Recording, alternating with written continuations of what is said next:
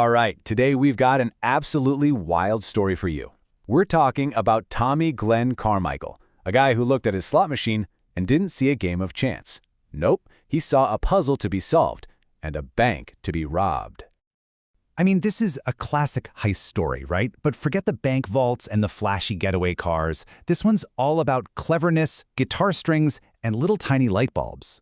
So how on earth did a regular TV repairman pull it all off? Let's get into it.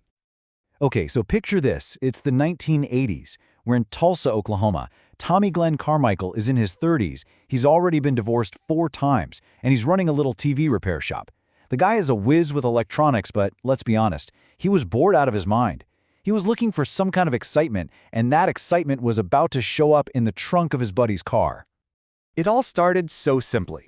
An old friend from Vegas rolls up with an actual slot machine and this little metal gadget. And when they test it out, Tommy sees how this thing, this top-bottom joint, could basically short-circuit the machine and just trick it into spitting out jackpots. For a guy like Tommy, who is desperate for an adventure, a light bulb just went off in his head. This was his calling.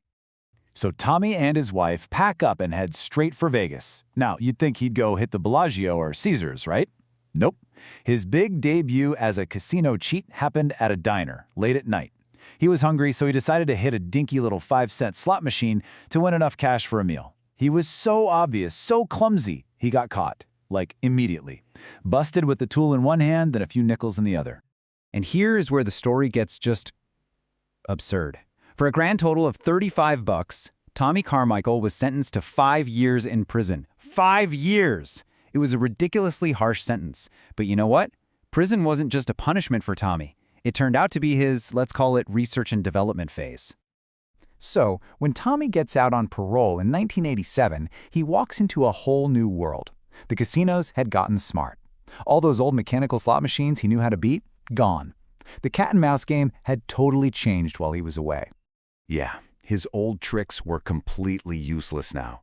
The new machines were all digital, run by microprocessors and way, way more secure.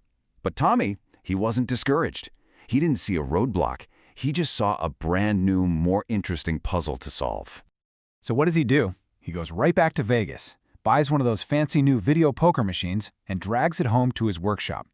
And for 6 solid months, he just takes it apart, piece by piece, studying its guts, figuring out how it thinks. This is where that TV repair background really gave him an edge. And what he came up with was brilliant. He called it the monkey paw. It was just a bent piece of steel attached to a guitar string, but it was genius. He could slide it right up the payout chute, wiggle it around inside, and physically hit the little switch that released the coins. Think about it. While the casinos were focused on protecting their fancy software, Tommy was attacking their hardware. He was literally going in through the back door. And it worked. Oh, it worked perfectly.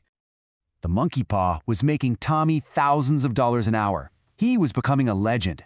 But you know how it goes. The casinos and the machine makers eventually caught on and figured out how to block his tool. For most people, that would have been the end. But for Tommy, this was just the warm-up act. At this point, Tommy was on top of the world. This quote pretty much sums up his whole attitude. He truly believed that no machine was unbeatable. You just had to find its weakness. And his next invention, it wasn't just a weakness. It was a masterpiece. Okay, you have got to hear how he came up with this, because it is pure genius.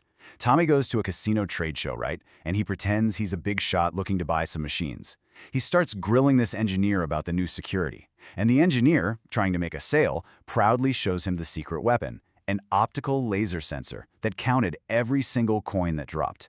And right there, Tommy had it. He goes home, builds this tiny little device with a camera battery and a light bulb, and calls it the light wand. When a machine started paying out, he'd stick the wand up the chute, flash the light, and completely blind the sensor.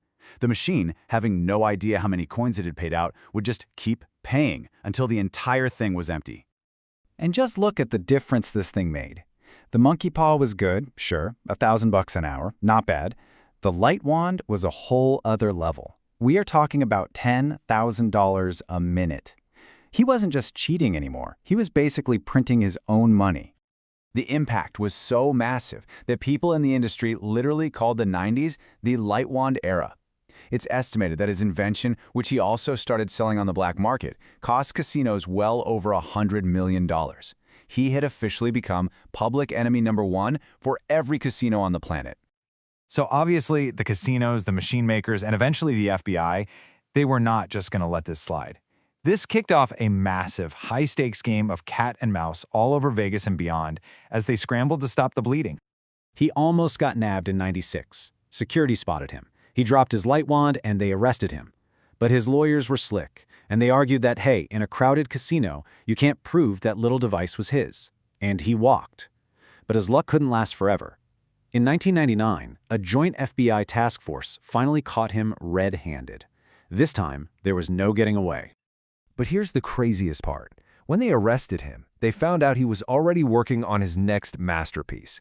It was a tool they nicknamed the tongue, and it was designed to digitally manipulate the credit system on a machine, basically giving him unlimited plays. It would have been silent, untraceable, and experts estimated it could have cost the industry billions, with a B. So he's caught, his empire is crumbling, he's facing a mountain of charges, but the story takes one last, super weird, ironic twist. The ending to his career is almost more unbelievable than the crimes themselves. Just look at this. It makes no sense. For stealing $35 from a diner, he gets 5 years in the slammer. For masterminding a $100 million criminal enterprise, he was sentenced to just 11 months. Go figure. So after his short little prison stay, Tommy was banned for life from every casino in the U.S. He went back home to Tulsa. But then, in the most ironic move of all time, he develops an anti-cheating device, calls it the Protector, and tries to sell it to the very same casinos he used to rob. But as soon as the Gaming Commission found out that the legendary Tommy Carmichael was behind it, they banned his device too.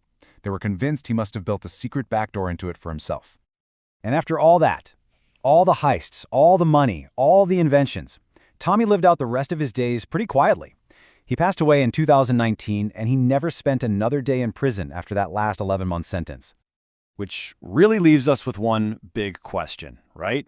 When you look at his incredible ingenuity, his methodical approach, his constant innovation, was this guy just a criminal mastermind? Or was he a brilliant tech genius who just happened to pick the wrong career? I'll let you decide. Thanks for joining me for this one.